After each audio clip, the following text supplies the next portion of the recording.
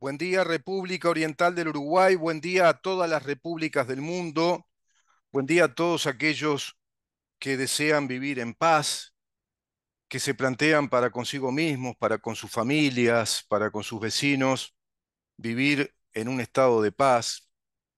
Y la paz lo que permite es producir, crear, investigar, desarrollar creatividad, por supuesto, el desarrollo de las artes, de las expresiones públicas del arte, la investigación científica. Todo ello debe realizarse en un clima de cierta estabilidad y de paz en el sentido de ausencia de guerra, ausencia de conflicto, ausencia de lucha, de antagonismo, porque todo eso lo que provoca es tensión, un estado permanente de ansiedad, de zozobra, de incertidumbre y por supuesto de estados, de situaciones trágicas como fallecimientos, lesiones muy graves, traumas.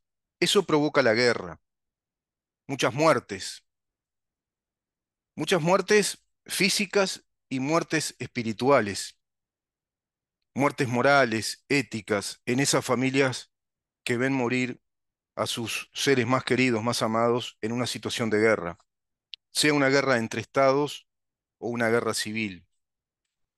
Lamentablemente, hay ideologías totalitarias que provocan esos conflictos, que los van desarrollando, que, de- que despliegan una estrategia del conflicto, de la disputa, y que directamente sus teóricos, sus doctrinos, como los doctrinos del neomarxismo para el Foro de San Pablo, así lo indican descaradamente en sus libros, en sus manuales, en sus libros de texto, como sociólogos, como politólogos, como lingüistas, como filósofos de la historia, como filósofos de la economía, como filósofos de la cultura.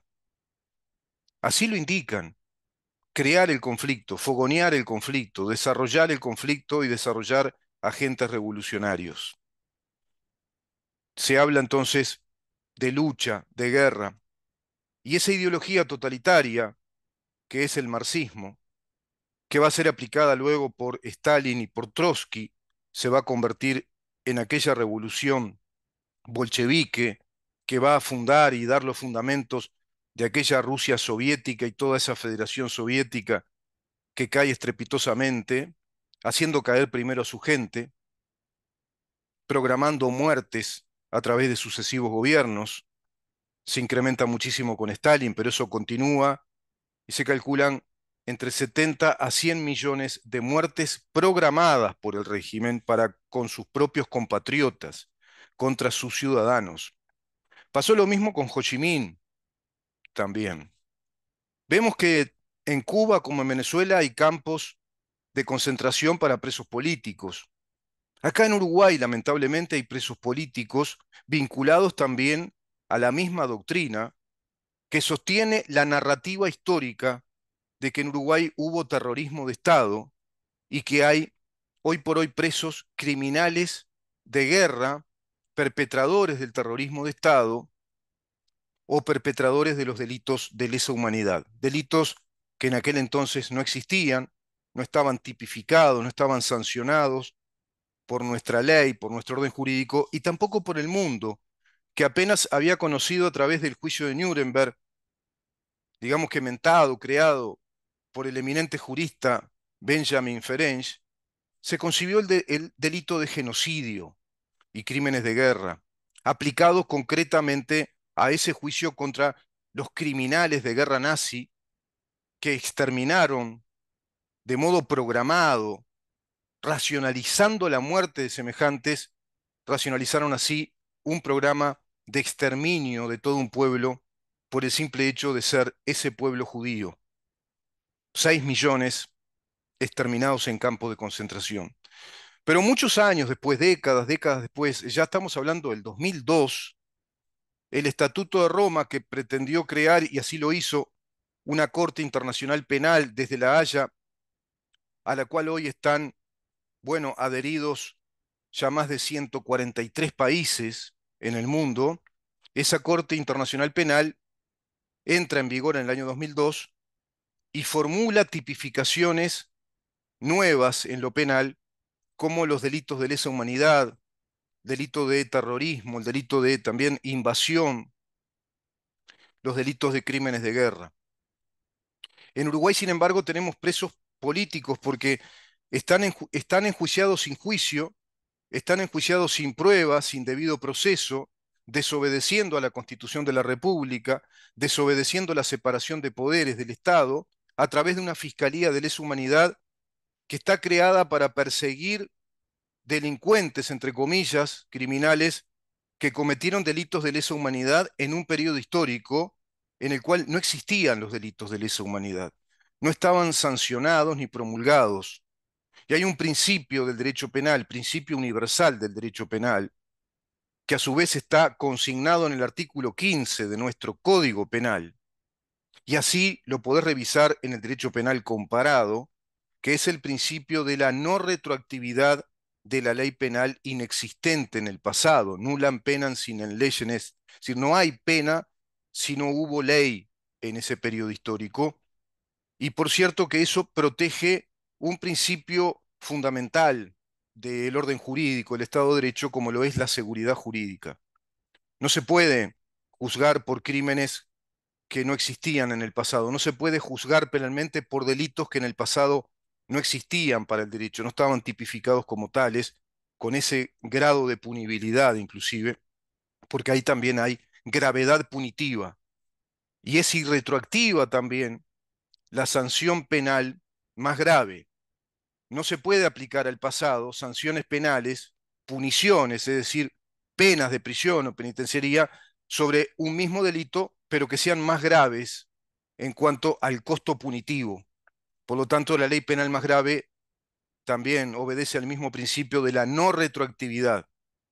¿Para qué? Para permitir la seguridad jurídica. Todo eso ocurre en Uruguay y ocurre porque hay una ideología totalitaria que está provocando el conflicto con las instituciones, el conflicto con el orden jurídico en nuestro país, el conflicto con las garantías constitucionales de nuestros derechos, el conflicto con las garantías de un debido proceso llevado a cabo por jueces sobre la base de la semiplena prueba y la investigación del juez bajo su más entera responsabilidad y a su vez basado en la prueba para llegar a través de etapas procesales, de instancias procesales obligatorias en un juicio penal, bueno, a su sentencia, con todas las garantías precisamente de ese proceso que se debe a todos esos principios, inclusive contemplando el recurso de habeas corpus, si acaso cualquier interesado o las partes en juicio entienden o descubren o saben que el juez está cometiendo mala praxis, también se puede recurrir a ese juez y a ese juicio.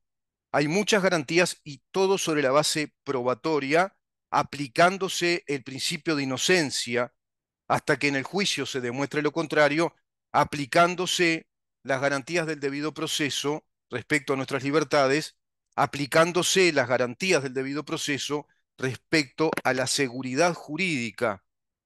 Es decir, se debe enjuiciar a las personas en nuestro país de acuerdo a los delitos tipificados y vigentes al momento de la denuncia, y no respecto a delitos que en el pasado no existían.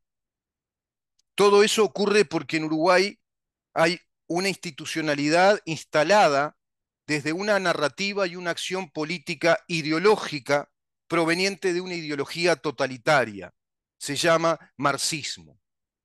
Hoy le dicen marxismo cultural, neomarxismo, posmarxismo, progresismo, vinculado todo ello a la perspectiva del género, la bandera del arco iris del LGBT, las ideas de la sociedad igualitaria, muy entre comillas, con leyes de paridad, tantas cuotas para mujeres y tantas para hombres, tanto para negros, no dicen blancos, por ejemplo, tantas cuotas para transexuales en los ingresos a determinado tipo de trabajos, en la función pública, en la actividad privada y en la actividad política.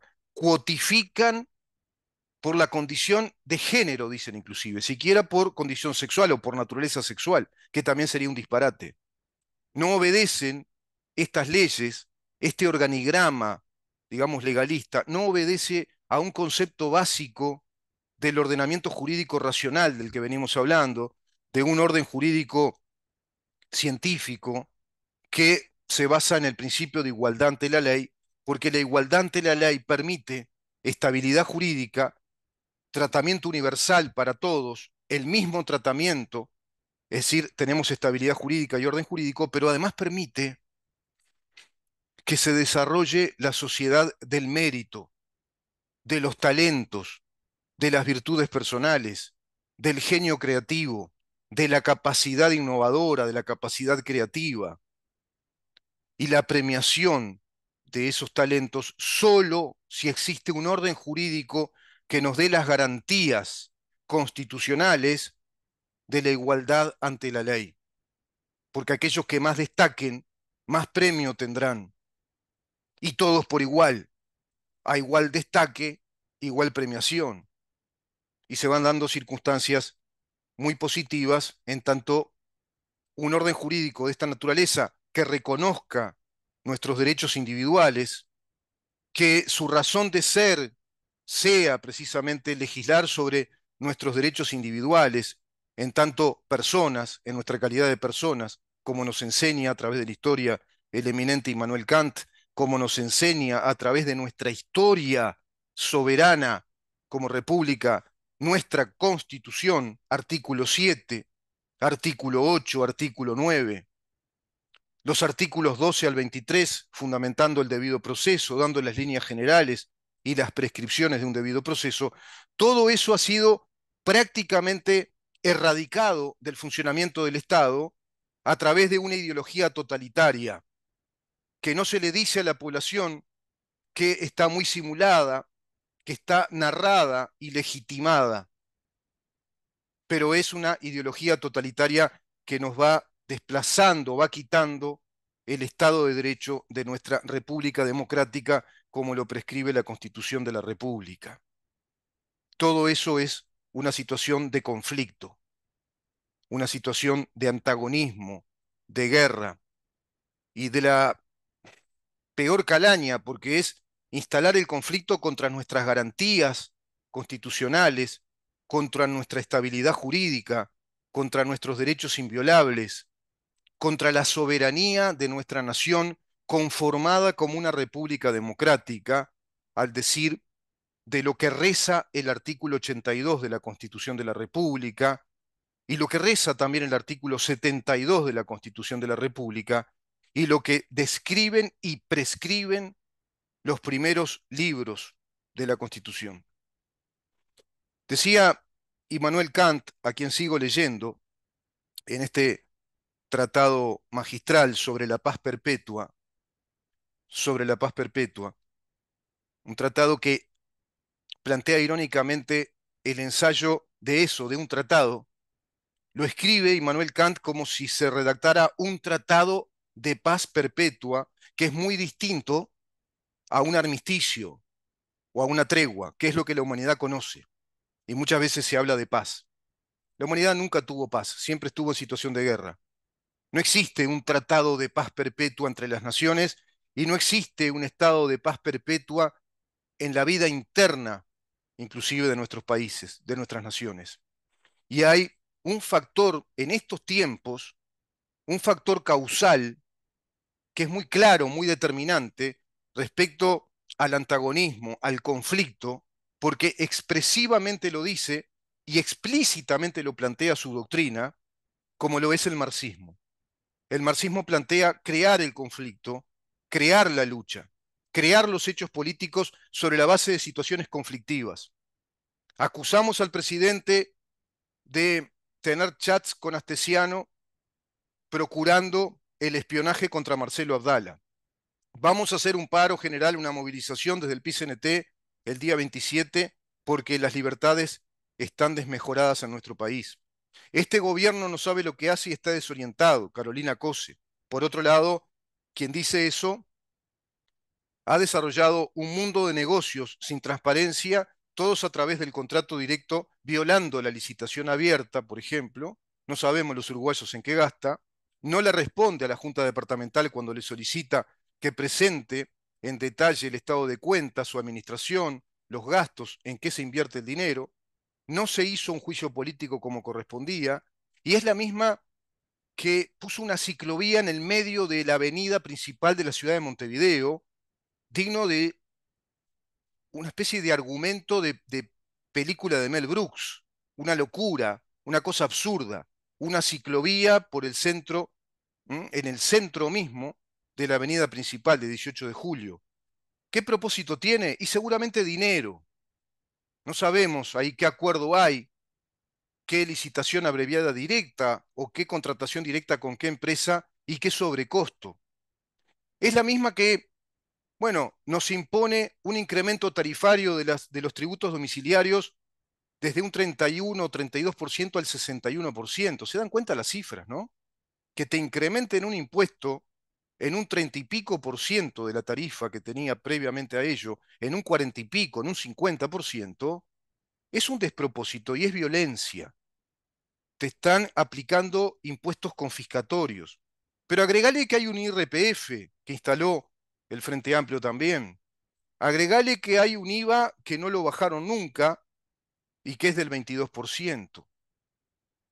Agregale que hay impuestos a las jubilaciones. Todo eso es violencia también. Hay violencia en muchos aspectos. Hay violencia institucional, hay violencia financiera, hay violencia tributaria, hay violencia en la gestión, porque se comportan como una casta monárquica o como una oligarquía del poder que no le rinde cuentas a la población a la cual le piden los votos, y esos votos luego les son pagados también, reembolsados por la Corte Electoral. Y muy especialmente el Frente Amplio es una fuerza dañina, marxista, integrada al Foro de San Pablo, que ha provocado toda esta violencia que acabo de nombrar y mucho más. No nos da el programa, pero mucho más. Fundieron ANCAP, fundieron Pluna, gastaron 223 millones de dólares en una empresa que no existió, las auditorías no prosperaron, fundieron ACE, desfinanciaron UTE y OCE, no realizaron obra, no invirtieron en infraestructura.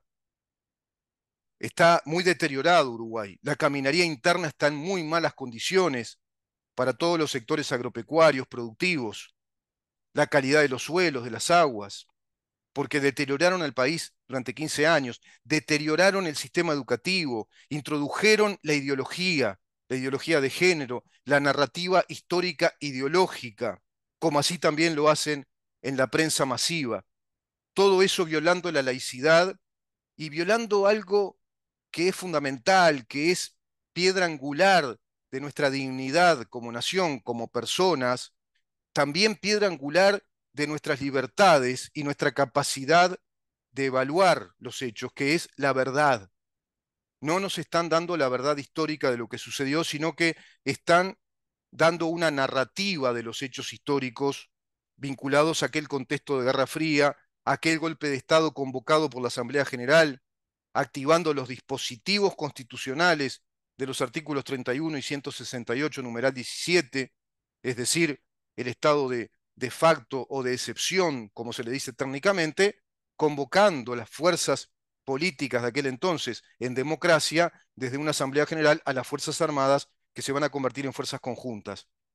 En esa guerra, en esa guerra entre comandos terroristas armados, como el MLN, como cantidad de comandos armados que colaboraron en esa lucha armada terrorista contra las instituciones democráticas del Estado, contra la soberanía de nuestro país, contra el sistema político democrático del país, que mataron, torturaron, robaron, secuestraron y seguían perpetrando muchos hechos de violencia, bueno, fueron amnistiados y están libres. Y los que lucharon del otro lado defendiendo el Estado están presos e inclusive violando los principios más básicos de la no retroactividad de la ley penal inexistente o la ley penal más grave, y violando al Estatuto de Roma que Uruguay suscribe en el año 2004 para promulgar la ley que hace entrar en vigor esas nuevas tipificaciones penales en el 2006. Sin embargo, tenemos una ley que promulga que en Uruguay hubo terrorismo de Estado desde el año 1968 a 1985. Un disparate histórico. Una ley que diga eso, que no responda a la verdad histórica. Todo eso es violencia. La política, dice Immanuel Kant, nos plantea lo siguiente: sed listos como las serpientes en la política, ¿no? Sed listos como las serpientes. Y la moral añade como condición restrictiva: y sinceros como las palomas. Son antagónicas, ¿verdad? Bueno, eso dice Kant. Si ambas no pueden coexistir en un mismo mandamiento, entonces se constituye realmente la disputa, el conflicto entre la política y la moral. Sin embargo, si estuvieran ambas unidas, sed listo como las serpientes y sinceros como las palomas, entonces el concepto de lo contrario sería absurdo. Ya no se podría siquiera, bueno, plantear la pregunta de cómo resolver esta disputa, este antagonismo. Porque en la política hay que ser listos como las serpientes. Y en cambio, en la moral, en la buena moral o en la ética del comportamiento, que es la honradez, hay que ser sinceros, siempre. Y luego hay dos máximas que analiza Kant. Una proposición dice, la honradez es la mejor política, y otra proposición dice, la honradez es mejor que toda política. Esta segunda proposición o propuesta retórica, y no solo retórica, sino una proposición, es decir, un pensamiento, la honradez es mejor que toda política, es infinitamente inobjetable, dice Kant, pues es condición ineludible de la última, la honradez. La honradez es mejor que toda política, dice esta proposición. No, la honradez es la mejor política, no, la honradez no es política, la honradez no es la política. Ahora, la honradez es mejor que toda política, por lo tanto, la política será mejor, toda política será mejor que otras políticas si obedece a la honradez. Esto lo desconocen, lo violan abiertamente, no les interesa personajes como Carolina Cose, como Yamandú Orsi, como el viejo Vizcacha, José Mujica, como las huestes del Frente Amplio, del Partido Comunista, como Marcelo Abdala, como los que llevan adelante este aberrante plebiscito contra la nación, contra la Constitución, la propiedad privada, me refiero al PCNT, los funcionarios públicos en desobediencia con los artículos 58 y 59, todo eso es carencia de honradez. Y cuando no hay honradez, no hay sinceridad, y solo hay movimiento serpentario, movimientos reptilianos, cuando hay mucho arrastre, cuando hay comportamiento ladino, demagógico, hay violencia. Y la violencia, el Partido Comunista del Uruguay, Foro de San Pablo, la doctrina marxista que representa el Frente Amplio, está organizada profesionalmente como una fuerza creadora de conflicto. ¿Para qué? Para desestabilizar todo lo que pueda haber de república democrática, de derechos consagrados, de estabilidad de orden jurídico, de democracia representativa, de libertades, para construir el estado ideológico de un socialismo del siglo XXI, que es nada más y nada menos que el socialismo marxista, el socialismo comunista que pretenden instalar a nivel continental. Ese es el Frente Amplio que se nos viene. Vamos a ir a una pausa, Maxi, y vamos a dar dos ejemplos. Uno lo plantea el doctor Eduardo Luz a través de las fallidas, también auditorías, y otro lo plantea un texto muy inteligente, es un resumen que lo dice todo, de la escritora Mercedes Vigil. Quédate ahí.